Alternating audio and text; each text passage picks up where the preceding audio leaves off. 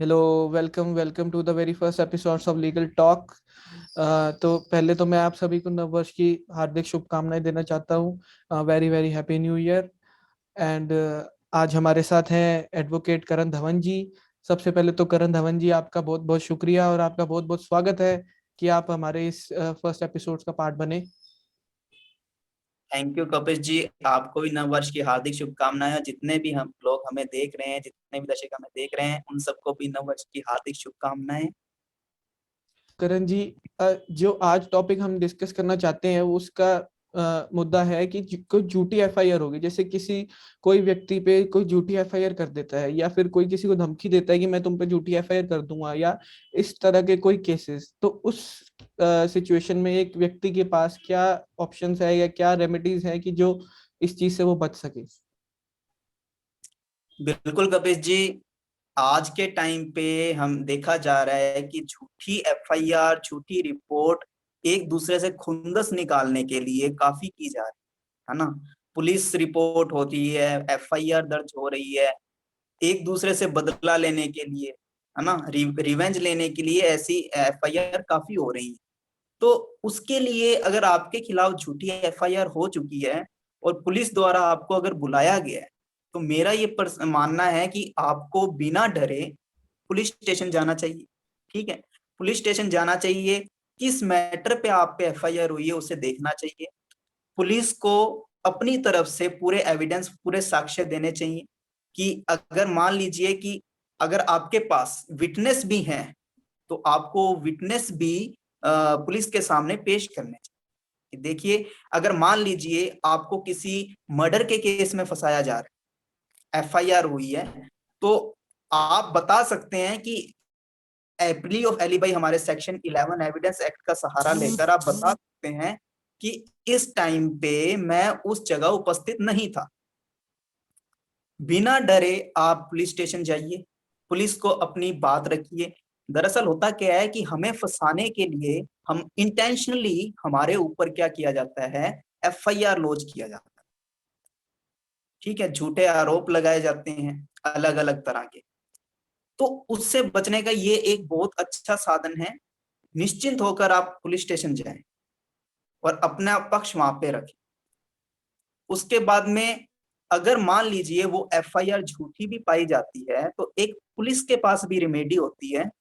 Police क्या कर सकती है, पुलिस 182 सेक्शन 182 के तहत उस पर्सन के अगेंस्ट, जो आपके अगेंस्ट झूठी एफआईआर कर रहा है, उस पर्सन के अगेंस्ट रिपोर्ट कर सकती है, कोर्ट में जा सकती है 182 आईपीसी के तहत, है ना। ठीक है सर।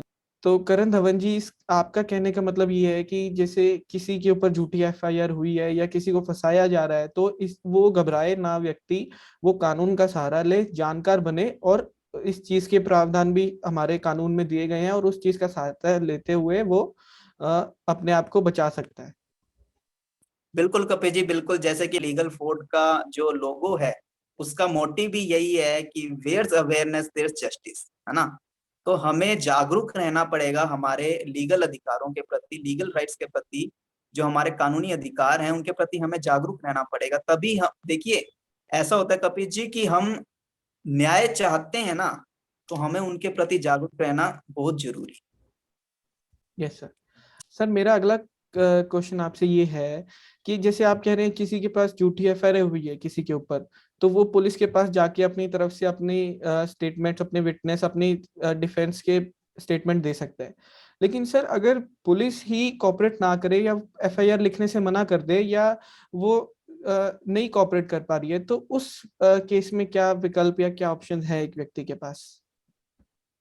देखिए कपिल जी, ये हमारे इंडिया की लिए बहुत ही गलत चीज है। काफी जगह ये होता भी है कि पुलिस एफआईआर वगैरह रिकॉर्ड नहीं करती, वो चाहती है कि बाहर ही मैटर सॉर्ट हो जाए, है ना। तो कभी कभी तो कोई ऐसे मैटर भी होते हैं जिसमें पुलिस खुद ही मिल जाती। तो उसके लिए हमारे पास रेमेडी ये, अगर आपकी रिपोर्ट अगर पुलिस जो है नहीं सुन रही है, तो आप सुप्रिटेंडेंट ऑफ पुलिस के पास जाइए, उस डिस्ट्रिक्ट के एसपी के पास जाइए। एसपी से आप लिखत में लीजिए, जो भी डॉक्यूमेंट है आप लिखत में दीजिए और उनसे जो रिटर्न है वो रखिए अपने पास। उसका एक बेनिफिट ये है कि देखिए अब आपके ऊपर झूठी एफआईआर हो चुकी है। अब ये एफआईआर अगर हो गई है, ये तो डेफिनेटली मैटर है कि कोर्ट में जाएगा।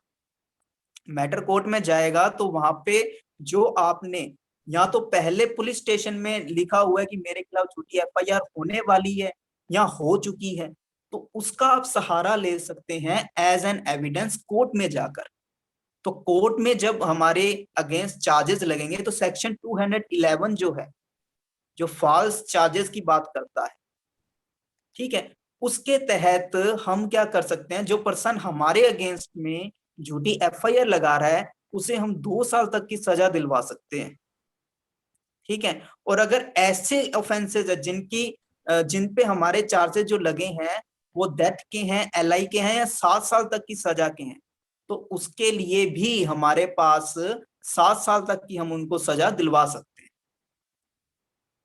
ठीक है, और आपने जो बात करी कि अगर पुलिस हमारी बात नहीं मान रही है, तो पहला तो एसपी का ये जो हमने आपको बताया, और दूसरा ये है कि सेक्शन 166 जो हमारा इंडियन पेनल कोड का है, आईपीसी का, उसके तहत उस पुलिस ऑफिसर पर भी एक्शन लिया जा सकता है जो एफआईआर रिपोर्ट नहीं कर रहा।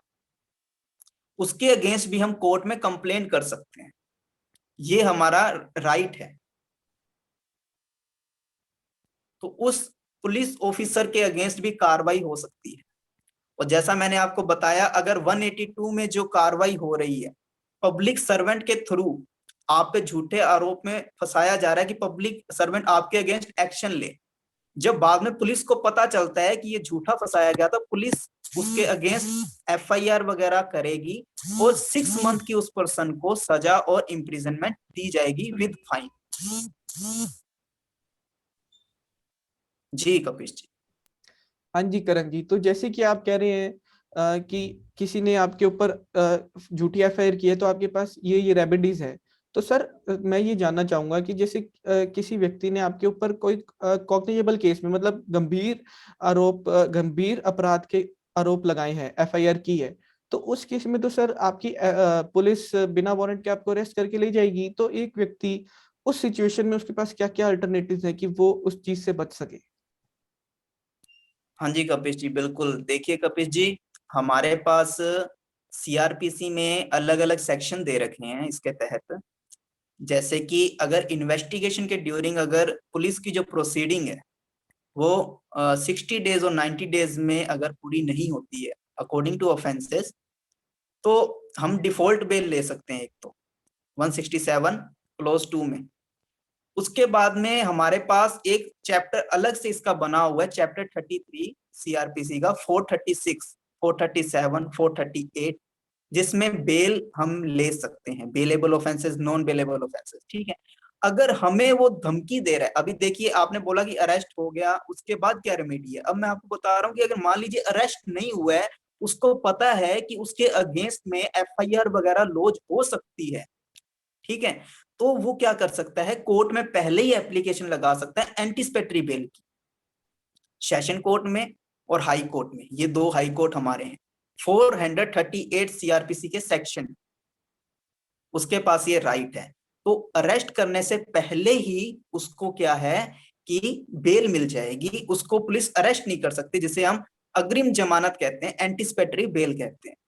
और जैसा आपने बोला और क्या अल्टरनेटिव हो सकता है उसके पास, तो अल्टरनेटिव लास्ट ये भी है कि वो कॉम्प्रोमाइज भी कर सकते हैं, सेटलमेंट। ज्यादातर क्या होता है ऐसे केसेस में, जब लग रहा है कि मैटर झूठा बन रहा है, फंसाया जा रहा है, तो पुलिस के द्वारा ही ऐसा कर दिया जाता है कि उनके बीच में सेटलमेंट कर दिया जाए, कॉम्प्रोमाइज कर दिया जाए, जो चलो ठीक है जो हुआ कोई बात नहीं, आइंदा से ऐसा नहीं होगा, और उनके बीच में समझौता करवा के और केस को वहीं पे रफा दफा कर दिया जाता है। हाँ ठीक है करण जी। तो सर एक चीज में मार्गदर्शन और प्रोवाइड कीजिए कि जैसे किसी ने हमारे ऊपर झूठी एफआईआर की है और कोर्ट में ये प्रूव भी हो जाता है कि उसने हमारे खिलाफ झूठी एफआईआर की है, तो उस केस में हम सामने वाले से क्या रेमेडीज या क्या कंपनसेशन ले सकते हैं, उसके बारे में थोड़ा बताइए। देखिए कपिल जी, अगर हमें पता चल गया है, हमारे पास एविडेंसेस हैं, ठीक है, तो हम बाय पोस्ट अपना वकील हाई कोर्ट में कर सकते हैं, बाय पोस्ट उनको एविडेंसेस भेज सकते हैं जो भी हमारे पास हैं। जो भी हमारे पास इलेक्ट्रॉनिक डॉक्यूमेंट्स है, वीडियोस हैं, जिस बेस पे हम वहां पे प्रूफ कर दें कि एफआईआर रॉन्ग है। ठीक है, तो सेक्शन 482 सीआरपीसी में ये प्रावधान है कि एफआईआर क्वैश हो सकती है। ठीक है, उसके बाद में आपने बोला कि कंपनसेशन और रेमेडी क्या क्या हो सकती है, तो हमारे पास सेक्शन 500 जो है इंडियन पेनल कोड का, सेक्शन 500, जिसमें कि डिफेमेशन का जो केस हम उसके अगेंस्ट लगा सकते हैं, क्योंकि उसके केस करने से, झूठा आरोप लगाने से हमारी मानहानि हुई है ना, हमारी रेपुटेशन खराब हुई है। अगर एक बंदा कोई हमारे अगेंस्ट अगर कोई झूठा आरोप लगा रहा है तो उसके ईर्ष्या के लिए करता है, उसका इंटेंशन क्या होता है, आशय क्या होता है उसका, हमें डिफेम करना, हमें क्या, रेपुटेशन हमारी खराब करना। ठीक है, हमें किसी भी प्रकार प्रॉपर्टी से रिलेटेड या हमारे आचरण से रिलेटेड हमें नुकसान पहुंचाना, हमारी संपत्ति को नुकसान पहुंचाना, यही उसका आशय रहता है। तो जो हमारा डिफेमेशन हुआ है, हम सेक्शन 500 में जा सकते हैं, और उसके साथ में 211 में भी हम फॉल्स जो चार्जेस लगे हैं हम उसके अगेंस्ट जा सकते हैं, उसको पनिशमेंट दिलवा सकते हैं 2 साल की। और अगर ऐसे कोई चार्जेस है जो हमारे अगेंस्ट लगे हैं जिनकी इम्प्रिजनमेंट डेथ और एलआई थी, तो सेंटेंस डेथ थी और एलआई इम्प्रिजनमेंट थी, तो हम उसे 7 साल तक की सजा भी करवा सकते हैं। ये हमारे पास रेमेडीज है, और जैसा कोर्ट सही समझे उतनी हमें कंपनसेशन भी दिलवा सकता है। ठीक है सर, ठीक है। तो सर ये तो चलो बातें हो गई जो आपने बताया कि क्या क्या रेमेडीज अवेलेबल है एक पर्सन के पास।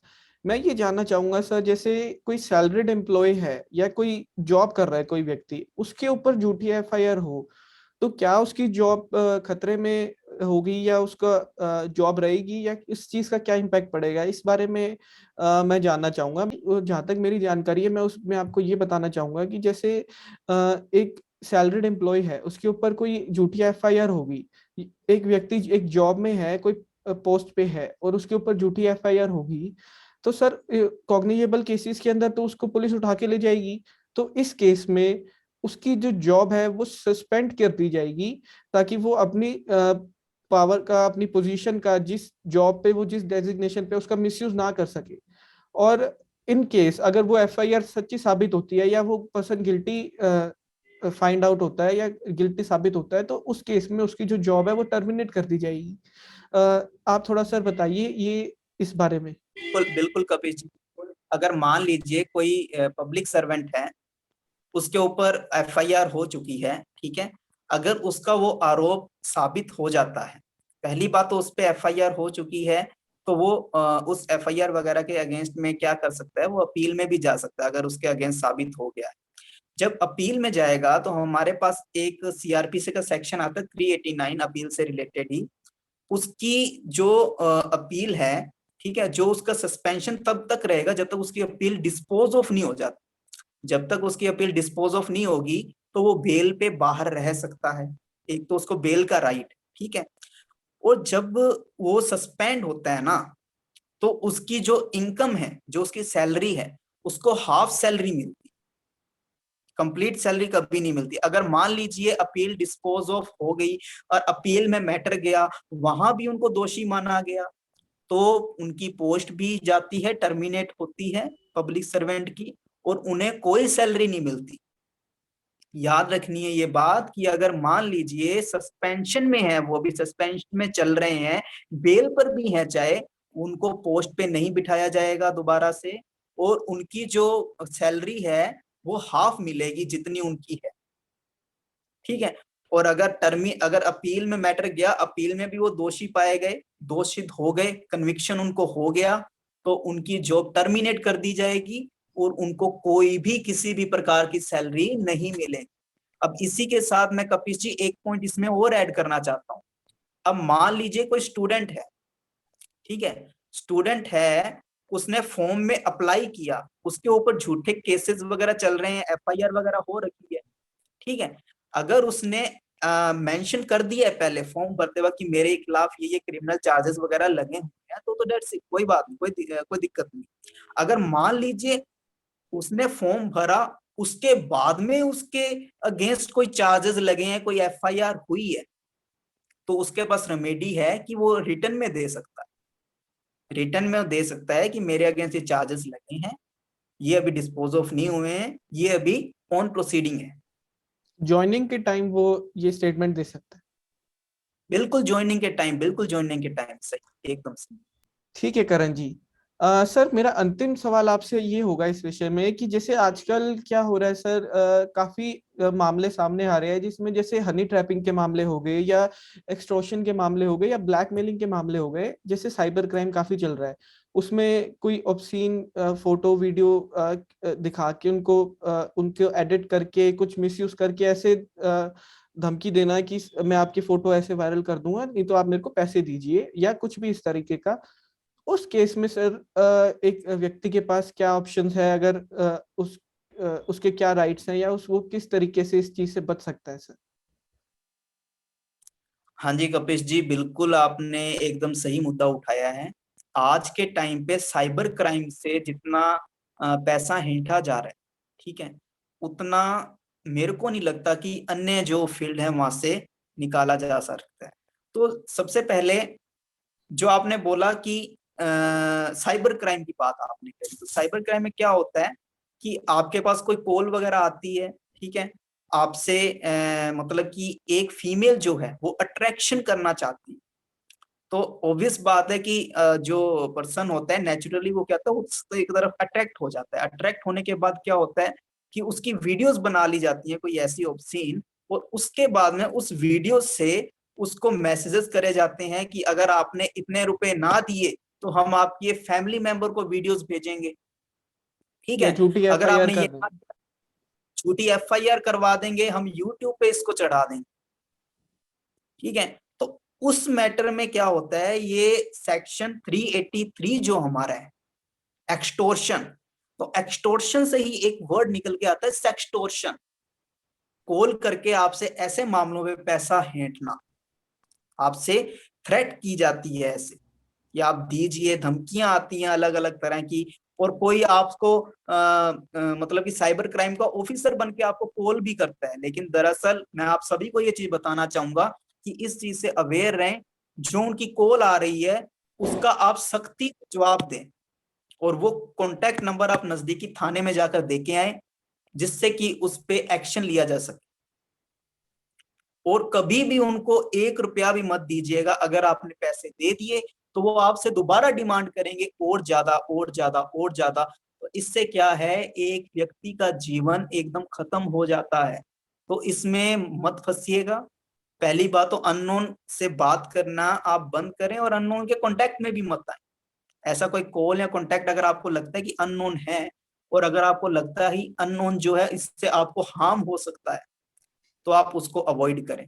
और दूसरी बात ये कपिश जी, कि आपने जैसे बोला हनी ट्रैपिंग, बिल्कुल हनी ट्रैपिंग में क्या होता है कि लड़कियां जो होती हैं कुछ ऐसी मतलब अपवादिक हम कह सकते हैं परिस्थिति में, वो क्या करती हैं कि इनोसेंट जो बॉयज होते हैं उनके अगेंस्ट वो कहती हैं कि अगर आपने ये पैसे ना दिए तो मैं ये वीडियो वगैरह जो है आपके साथ जो बनी है या आपने जो एक्ट किए हैं हम इसको वायरल कर दें, ठीक है।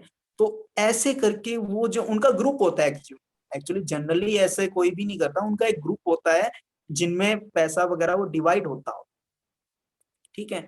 तो उसमें वो इनोसेंट बॉयज से पैसे हेंटती हैं, उनको ब्लैकमेल करती हैं। अब नॉर्मल सी बात है कपिश जी, जो एक अच्छे परिवार से व्यक्ति होता है उसको अपनी रेपुटेशन का बहुत ज्यादा ख्याल रहता है, तो उससे बचने के लिए वो पैसा दे भी देता है कभी कभार, लेकिन उसको लोगों का ज्ञान नहीं होता है कि ऐसा कुछ भी नहीं होता। इसमें वो पर्सन खुद विक्टिम है। अगर आप साइबर क्राइम के मामले में फंस रहे हो तो आप विक्टिम हो, आप दोषी नहीं हो। अगर कोई लड़की आपसे पैसे मांग रही है तो आप विक्टिम हो, वो विक्टिम नहीं है, क्योंकि उसने तो चल के एक्ट किए हैं आपके साथ, ठीक है। और अगर आपके पास साइबर क्राइम से मैसेजेस आ रहे हैं, आपसे ऑब्सीन एक्ट हो रहा है, आपसे करवाया जा रहा है, तो आप विक्टिम हो, वो आपको थ्रेट कर रहा है इस चीज करने के लिए, ठीक है। उसके बाद में एक हमारे सेक्शन 503 इंडियन पेनल कोड 1860 का है क्रिमिनल इंटिमिडेशन, जिसे अभित्रास भी कहा जाता है। मतलब आपराधिक अभित्रास जिसे हम कहते हैं हिंदी में। क्रिमिनल इंटिमिडेशन में क्या होता है कपिश जी, इसी का एक नाम है जो आपने बोला अभी, ब्लैकमेल करना किसी भी पर्पज के लिए।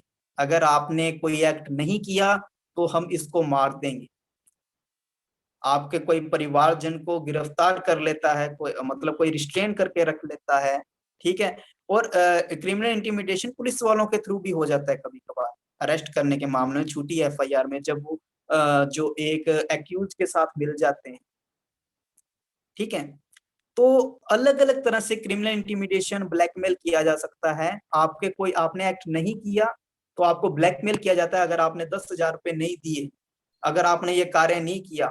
और ऐसे में क्रिमिनल इंटिमिडेशन में, ब्लैकमेल के मामले में, इसके आपसे अलग अलग बहुत अतिक धन भी लेते हैं लोग। इतनी राशि ले जाती है कि आपको नहीं समझ आता कि क्या किया जाना चाहिए। तो इसके लिए मैं आपको बता दूं, सेक्शन 506 के अंदर पनिशमेंट का भी प्रावधान।